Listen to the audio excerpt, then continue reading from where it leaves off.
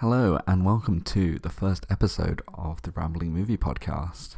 And this week we're going to be talking about Kingsman, the Secret Service. If you're completely unaware of what the movie is, it's a spy movie set in the UK / London / all over the world, I guess. It's kind of a bit like a modern day James Bond, where a rookie agent is kind of brought in who's a young teenager from London. I say teenager, could be like young 20s as well, and is introduced to this big world where all the spies are well spoken and come from rich backgrounds. And he kind of doesn't fit in. I am going to go into full spoilers, so if you haven't seen the movie and want to avoid anything being spoiled, then maybe skip this podcast and maybe skip to another episode for a movie that you have seen or aren't too worried about being spoiled. From the get-go, I guess I should say, this is one of my favourite movies, and I'll kind of go into why as we go through the episode. The main reasons are it's a very well made movie, there's a lot of practical effects that are very well done, and also it's just very well written, and all of the actors and stuff are great. If you're not from the UK, this is kind of a typical story. It's kind of been seen over and over again in British media and also just British history in general. Not so much the spy stuff, because spoilers, we're not all secret agents, unfortunately. We're not all doubling as James Bond on our Saturday nights. But I more mean the kind of the poor versus the rich. When you watch American spy movies, it's always about the government's got some sort of conspiracy against the general public. Whereas in British stuff, it's always the rich people trying to control the poor people. This movie also has a really, really great cast. You've got Samuel L. Jackson as the main bad guy, who's just brilliant. You've got Colin Firth, Mark Strong, Mark Hamill, Michael Caine, and also the introduction of Taron Egerton and Sophia Boutella. I think I've said that right. The pronunciation might be wrong. And the movie also has a really great soundtrack, which again I'll go into more detail in a bit. The director for this, Matthew Vaughn.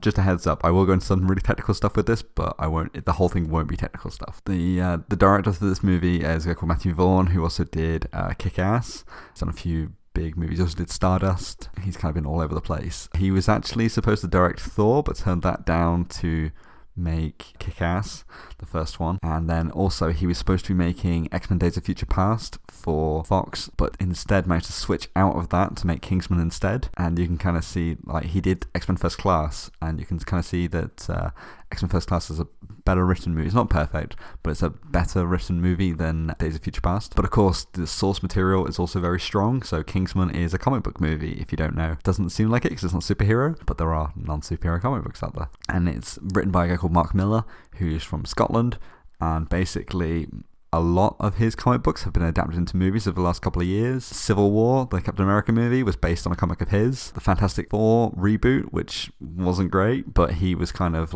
steering that. Kick-Ass was his comic as well, and yeah, back to Kingsman. So he's definitely got a strong pedigree. I think he sold the rights to making movies for his comic books to Netflix for some crazy amount, and it was something like the second biggest deal in movie history or something. So he's a very influential person in the comic book industry.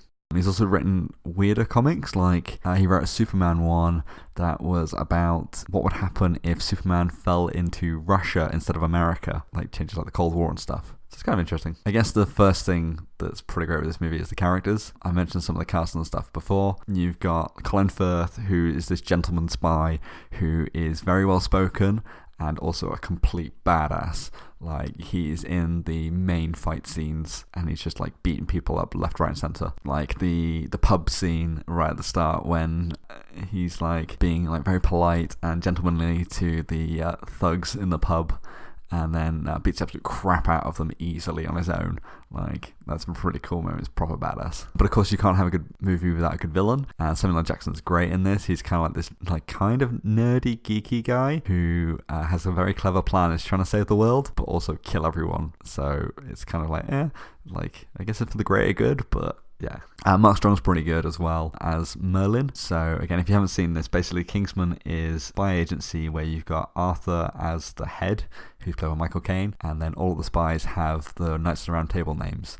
And Mark Strong is Merlin, who's kind of like Q from James Bond. And there's a lot of kind of references to spy movies in this, which I'll talk about in a bit. But he's also he kind of has this presence in the movie, or I don't know if it's just Mark Strong's history, where he's intimidating without actually doing anything. So all of the training people are kind of scared of him, won't mess with him and stuff like that, which is pretty cool. Roxy in this, I can't remember the actress's name, but she's like the ultimate bro in this. And it's just like, I love how much she stands up for Eggsy, but also like how much she does things on her own. Like, she is the better agent. Like, she wins and gets the job, whereas he doesn't. He comes second. But yeah, she's just pretty cool. But the thing that really surprised me with this movie, with all these big characters, is almost every famous person in this movie dies, which I was like not expecting. And I remember after watching this and waiting for the sequel to come out, I was like, how the hell are they going to do a sequel when like all of the big names have died?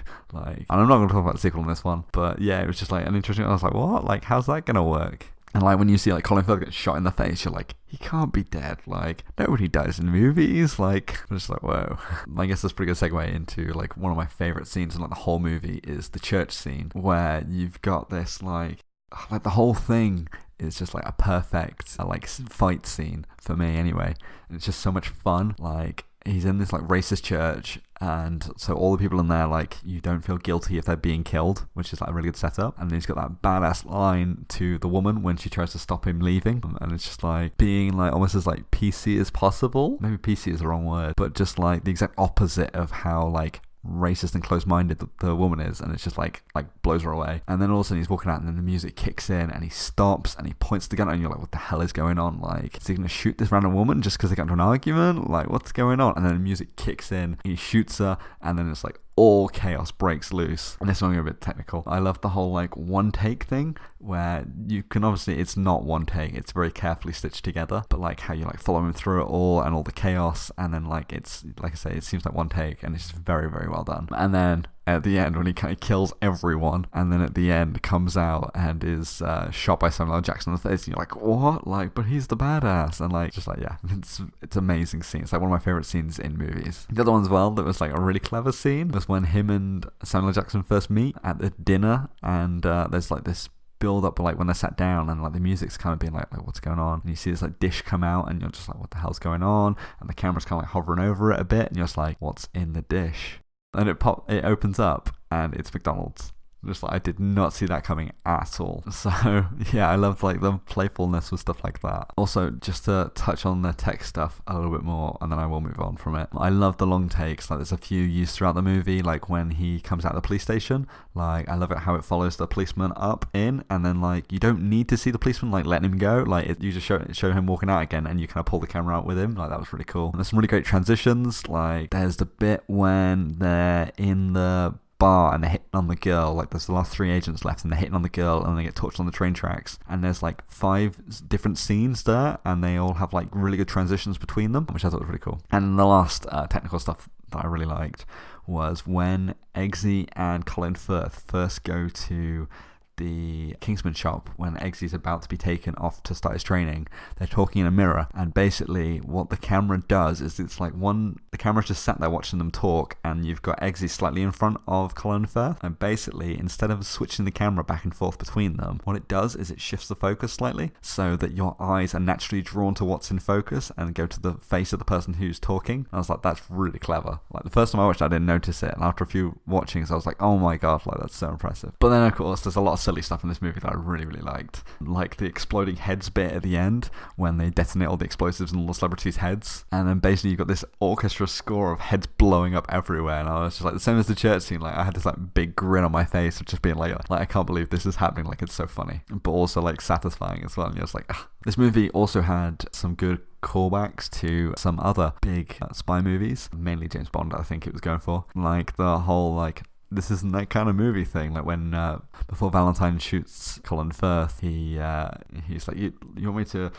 capture you and hold you in some elaborate way, and then you find some equally elaborate way to escape? He's like, that's not that kind of movie.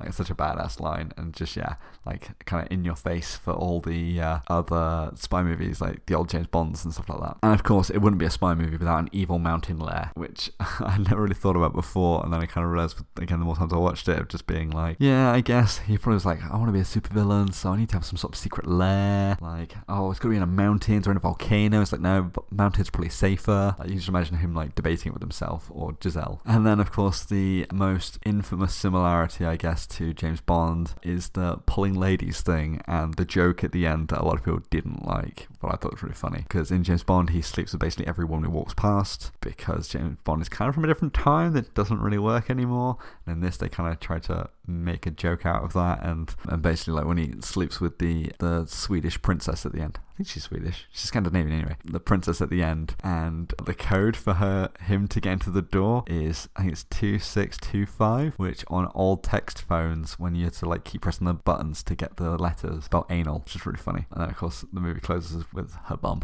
But yeah, that made me laugh when I watched it. But as much as I love this movie, there are a few problems with it. The big glaring one for me is, why doesn't Roxy fight Valentine? Like, she's the one who's scared of heights and also proves that she's the more badass agent. So surely Eggsy should go into space because he's not scared of heights, and then Roxy should fight Valentine. And I get why, because you needed like that, like Roxy's overcoming her fear, and then Eggsy gets to avenge Harry.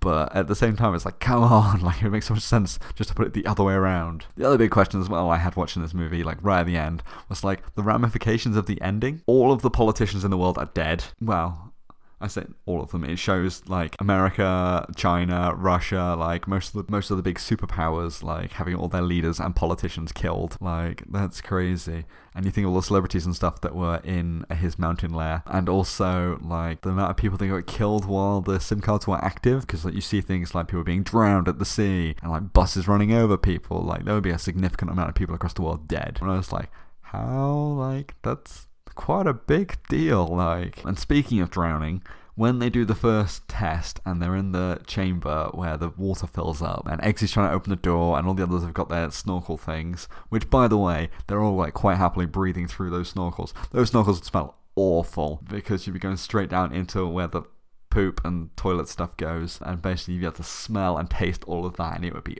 awful. And they're just like, oh yeah, some air. But while they're sat there, they're just watching Eggsy swimming around and trying doors and smashing windows. Nobody notices the girl's stuck and drowning. Or if they do, they're just like, she's got this, like, I'm not leaving my air. And they're like sat behind a very low wall, so like they would definitely be able to see her. So I was like, ugh. I know I'm picking holes here, but yeah, it's just like, come on. But again, it's a plot point, isn't it, to prove the dangers of the test. The one moment I did really like was when he first goes in, and they're all like, oh yes, this is the body bag, like if you break your confidentiality, like you and your next of kin are gonna end up in this body bag. And everyone's like, yeah, that makes sense. And Exy's like, what the hell, like what have I just signed up for? Like, I really like that. But I'm very biased with this movie. It's one of my favorite movies. I watched it twice when it came out in the cinema. I've watched it multiple times since it came out on DVD. I've watched the sequel, which I'll probably bring up on an episode in future. For now, I want to branch off and do some other stuff. I thought it'd be fun to kind of see, because I don't know that much about the Knights of the Round Table. Mainly the big ones are Arthur and Lancelot, which is probably why Colin Firth was called Lancelot. When I did some research, I think I'd be Percival, because he grew up in a forest away from everyone else, and I live in a forest on top of a mountain, so I think I'd be a good fit for that one. But let me know what you thought of the movie. Did you like it? Did you not? Did you not like the anal joke? Did you think it's hilarious? Which Knight of the Round Table would you be? Feel free to come let me know on Instagram. I'm at the Rambling Movie Club. And also if you've got any suggestions for future movies that we should watch on this movie podcast, come let me know there. I'm always looking for suggestions. So next week's episode is going to be about Shazam, which is the latest DC movie. If you haven't seen any of the trailers or anything, basically it's about a kid called Billy Batson who gets given magical superpowers by a wizard, and when he says the word Shazam, he turns into an adult with basically the powers of Superman. And it's quite lighthearted and funny, which is kind of the opposite of the direction of what DC's been doing. So hopefully it'll be quite good. So tune in next episode to listen to my thoughts on Shazam, and thank you for listening to this first episode.